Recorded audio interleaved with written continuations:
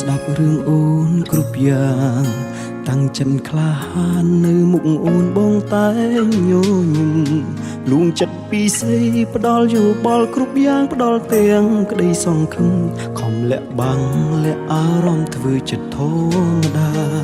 ក្រហាយបេះដូងពេលលឺអូនឆ្លើយថានឹកគេមិនហ៊ានតបទេទ្រាំស្ដាប់អូនរៀបរាប់លូចប់ទឹកភ្នែកបងហូរអួលដើមក៏ប្រាប់អូនគុំព្រួយឆ្លើយបនលប់អូននឹងជួបប្រុសម្នាក់នោះនៅថ្ងៃណាមួយជូនពរគេទាំងដឹងថាទ្រង់ឈឺផ្សាត្រូវការអូនណាស់ព្រោះតែខ្មាំងឮពាក្យអូនច្បាំងអូនស្នេហ៍គេរូបបងអូនគ្មានអារម្មណ៍មិនអាចបង្ខំចិត្តស្ងួនបងស្នេហ៍អូនគុំបេះដូងគុំដកស្នេហ៍ថ្លៃពេលណោនមកភ្លេចគេពេលណោនឈប់ឈឺចាប់ពេលណាចិត្តអូនត្រឡប់យល់ចិត្តបងខ្លា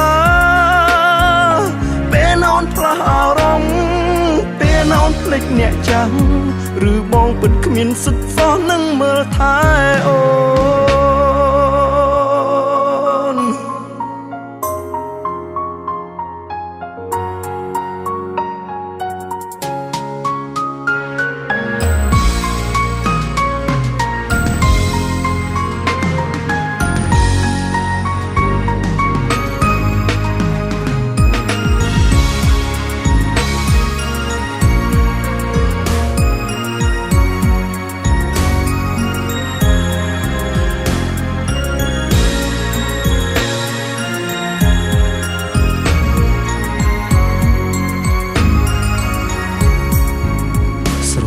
អូនម្នាក់បងទ្រាំស្ដាប់រឿងអូនគ្រប់យ៉ាង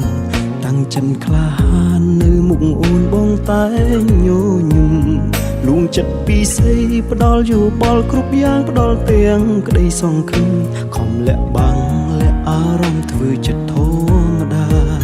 ក្រហាយបេះដូងពេលលឺអូនឆ្លើយថានឹកគេមិនហ៊ានតបទេទ្រាំស្ដាប់អូនរៀបរាប់លូចប់ទឹកភ្នែកបងហូរអួលដើមក៏ប្រាប់អូនគុំព្រួយឆ្លើយបនលប់អូននឹងជួបប្រុសម្នាក់នោះនៅថ្ងៃណាមួយ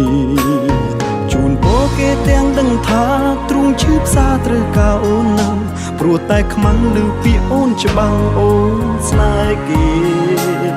រូបបងអូនគ្មានអារម្មណ៍មិនអាចបង្ខំចិត្តស្ងួនបងស្នេហ៍អូនគុំបេះដូងគុំដកស្នេហ៍ថ្លៃ